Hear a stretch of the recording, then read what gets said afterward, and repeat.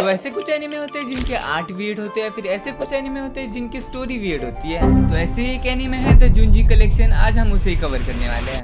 तो कहानी शुरू होती है इस लड़के से जिसका नाम है इवासाकी। वो एक कॉफी शॉप में जाता है, उसे साइड में एक मैगजीन दिखती है, वो उसे देखता है और उसमें एक मॉडल होती है, वो थोड़ी ज्यादा ही अजीब होती है। इवासाकी उस मॉडल को देख के डर जाता है, वो इतना डर जाता है कि वो रात को सो भी नहीं पाता। वो उसके दोस्त के पास जाता है, उसका दोस्त बोलता है ज्यादा राइटिंग करेगा तो उस पर ध्यान नहीं जाएगा। हमें एक चीज पता चलती है, उन्होंने एक कॉन्टेस्ट में पार्टिसिपेट किया है जिसमें शॉर्ट फिल्म बनानी होती है और उस शॉर्ट फिल्म का राइटर है इवासाकी। वो अगली रात राइटिंग ही करता है पर उसे वो मॉडल दिखती रहती है। कुछ दिनों बाद दिखाया जाता है इसमें इवासाकी और उसके दोस्तों ने कॉन्टेस्ट जीत लिया है और वो सब सोचते हैं कि अगली शॉर्ट फिल्म के लिए एक ओपन ऑडिशन रखा जाए। उन्हें ऑडिशन के लिए 3 ही लेटर आते हैं। वो एक लेटर खोलते हैं, उसमें उनके दोस्त की बहन होती है तो वो उसे सिलेक्ट कर लेता है और दूसरा लेटर जब खोलते हैं उसमें वही मॉडल होती है और इवासाकी उसे देख के थोड़ा डर जाता है और वो सबको बताता है कि ये वही मॉडल है। उनके दोस्तों को विश्वास नहीं होता कि ऐसे भी कोई मॉडल हो सकती है।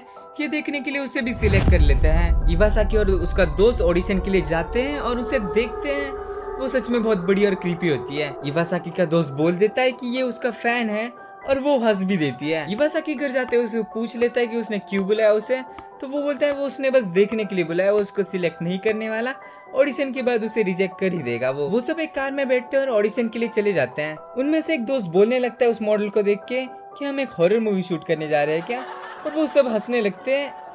वो मॉडल भी साथ में हंसने लगती है और वो बहुत खतरनाक हंसती है। गाड़ी से उतरने के बाद वो तीनों शॉक हो जाते हैं क्योंकि उसके दांत बहुत नुकीले थे। उन्हें बस उसके दांत दिखे, भाई ये औरत पूरी ओमनी जैसे गाड़ी में फिट कैसे आ गई। वो सब शूटिंग की तैयारी कर रहे होते हैं पर ये औरत इवासाकी को ध्यान से देख रही होती है। उसे वो अजीब लगने लगता है तो वो थोड़ा घूमने चला जाता है। वो थोड़ा आगे जाता है और वो औरत उसके पीछे आ जाती है।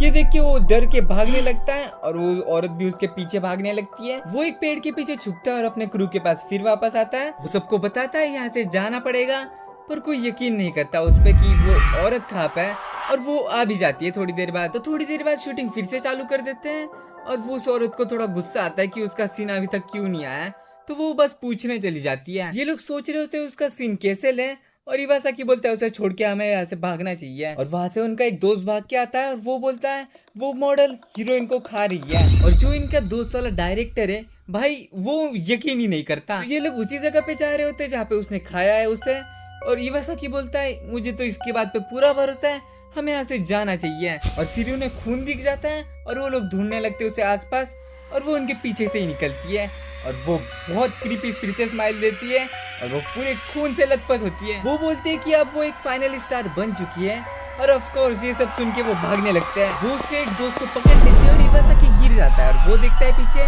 वो औरत उसके दोस्त को भी खा रही है और कहानी यहीं पे खत्म हो जाती है। एपिसोड खत्म नहीं होता क्योंकि एक एपिसोड में 2 कहानी है और मैंने अभी एक कहानी कवर की है। अगली वाली मैं अगली वीडियो में कवर करूंगा। तो आज के लिए इतना ही, और ये वाली मैंने मांगा कवर की है पम्पकिन नाइट, और इसे जरूर देखना जाके।